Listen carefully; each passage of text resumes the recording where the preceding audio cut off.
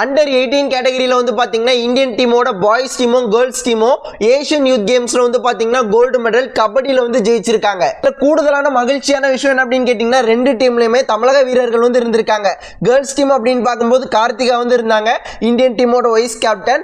And boys team அப்படின்னு பார்க்கும்போது அபினேஷ் மோகன்தாஸ் வந்து இருந்திருக்காரு. ஸோ ரெண்டு பேருமே இந்தியன் டீமுக்காக பிளே பண்ணி இந்தியன் டீம் அது கோல்டு மெடலையும் ஜெயிச்சிருக்காங்க.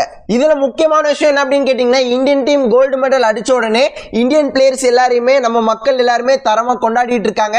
ஆனா அதே நேரத்தில் ஏகேஎஃப்ஏ வந்து பாத்தீங்கன்னா கிட்டத்தட்ட 64 லட்சம் ரூபாய் இந்த பிளேயர்ஸ்க்காக ஒதுக்கி இருக்காங்க. மொத்தமா 28 பிளேயர்ஸ் பாய்ஸ் கேர்ள்ஸ் எல்லாத்தையுமே சேர்த்து 4 கோச்சஸ் மொத்தமா 32 பேருக்கு வந்து பாத்தீங்கன்னா தனித்தனியா 2 லட்சம் ரூபாய் பிரிச்சு கொடுத்திருக்காங்க. கபடி நாளுக்கு நாள் வளர்ச்சி அடைஞ்சுக்கிட்டே தான் இருக்கு. கூடிய சீக்கிரம் உமன்ஸ் கபடியும் அடுத்த கட்டத்துக்கு போகும் அப்படிங்கறதுல நம்பிக்கை அதிகமா இருக்கு. அதுக்கான நம்பிக்கைகள் வந்து தந்துட்டு இருக்காங்க உமன்ஸ் கபடி டீமும். நண்பா ஃபர்ஸ்ட் எல்லா அப்டேட்டுமே நம்மளோட பிராட்காஸ்ட் சேனல்ல தான் இருக்கும். சோ மறக்காம போய் ஜாயின் பண்ணிக்கோங்க.